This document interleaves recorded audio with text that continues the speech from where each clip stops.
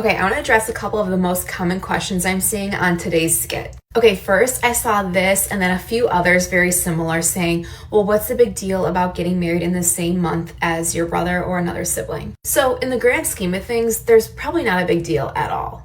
But I do want to start by saying this was a story that was sent to me. So I'm using that story as inspiration for this skit. Of course, some things are always going to be changed because I wasn't actually there. So I'm interpreting the story for myself and then creating it based on that. Okay, so now going back to this, if you watch all of the parts, it seems to do less with the fact they're getting married in the same month, or possibly will get married in the same month, and more to do with how the brother and girlfriend are treating them. We see first that at the engagement party, they are less than excited for them. It's very about them. They keep talking about their engagement, or mostly the girlfriend, and they're kind of just brushing them off.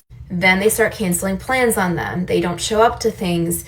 At events, they're kind of weird with them. And then the big kicker is that they ask them to move their wedding date after not even congratulating them about the wedding date. They ask them to move the wedding date before being even engaged themselves. So for people seeing this part only and commenting that Josh and Cher are entitled because they think they own the whole month, if you go back, you will see it's kind of quite the opposite. The brother Murray and his girlfriend Dion got mad that they chose June as their wedding date and couldn't understand why they would take that after talking about wanting to possibly get married in June in the future.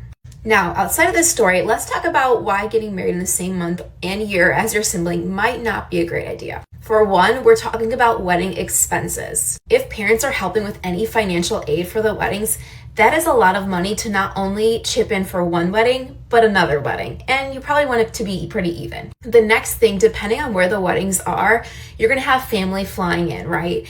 And if you send both save the dates and invitations out at the same time or around the same time, family members are going to have to choose which one to go to. Sure, some will be able to go to both, but majority might not be able to afford it. So then you're asking family to choose which sibling's wedding they're going to go to. And then we're talking expenses for those families and guests going to the wedding. So maybe that's a flight, maybe that's a hotel, maybe that's a new outfit. Whatever that looks like, that's all adding up twice.